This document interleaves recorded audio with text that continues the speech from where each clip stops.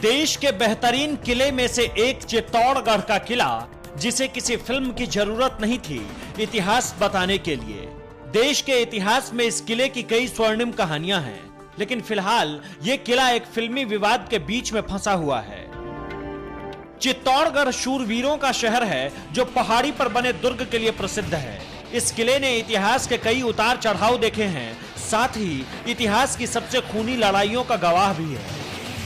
एक कहावत भी कही जाती है कि गढ़ तो चित्तौड़गढ़, बाकी सब गढ़ैया। इस किले में सिर्फ पद्मावती का जौहर नहीं हुआ है। कुछ इतिहासकार मानते हैं कि इस किले में अभी तक 3 जौहर हो चुके हैं। चित्तौड़गढ़ के किले में सबसे ऊंचा यह स्तंभ है। तकरीबन 120 फीट ऊंची इस स्तंभ का निर्माण महाराणा कुंभा ने मालवा के सुल्तान महमूद खिलजी पर अपनी विजय के उपलक्ष्य में करवाया था। इसके सभी मंजिलों पर देवी और देवताओं की मूर्ति बनी हुई है। चित्तौड़ दुर्ग में राणा रतन सिंह की प्रसिद्ध सुंदरी रानी पद्मिनी का महल भी है। एक छोटा महल पानी के बीचों बीच बना हुआ है। कहा जाता है कि अलाउद्दीन खिलजी ने पहली बार रानी पद्मिनी के अक्ष को इसी महल में देखा था। यूं तो यह किला इतना बड़ा है कि इसके एक एक हिस्से को अगर दिखाने और बताने लगे तो आप उबने लगेंगे। इस किले के 2 मुख्य हिस्से आपको हमने बताए, एक और हिस्सा दिखाते हैं।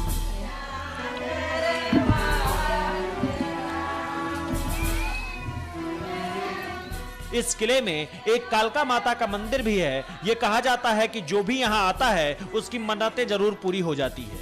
चित्तौड़गढ़, जहां आज तक सिर्फ रानी पद्मावती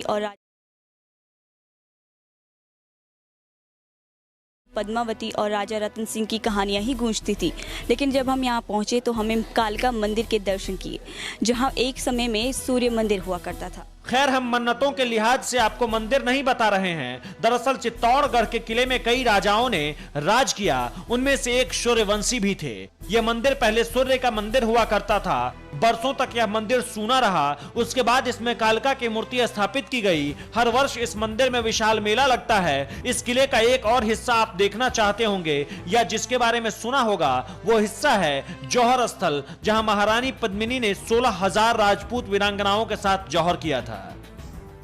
इस हिस्से में जहां जौहर स्थल के लिए कुआं हुआ करता था, उसे पार्क के तौर पर विकसित किया गया है और जौहर कुंड एक प्रतीक के तौर पर बनाया गया है। इस जगह पर जौहर दिवस के दिन मेला लगता है। किले के कई हिस्से हैं जो आपको एक पर्यटक के तौर पर अच्छे लगेंगे। अगली बार आप कहीं घूमने जा रहे हैं तो एक बार चित्तौड़गढ़ की ओर जरूर रुख कीजिएगा।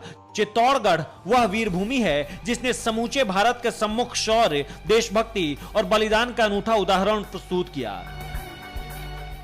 यहाँ के असंख्य राजपूत वीरों ने अपने देश और धर्म की रक्षा के लिए बलिदान दिया। वहीं राजपूत वीरांगनाओं ने कई अवसर पर अपने सतीत्व के रक्षा के लिए बाल बच्चों सहित जौहर की अग्नि में प्रवेश कर आदर्श उपस्थित किए।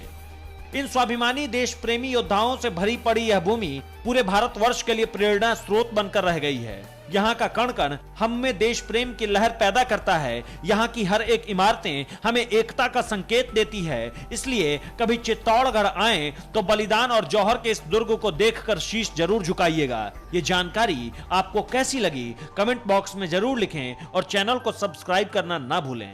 एनएमएफ न्यूज की रिपोर्ट।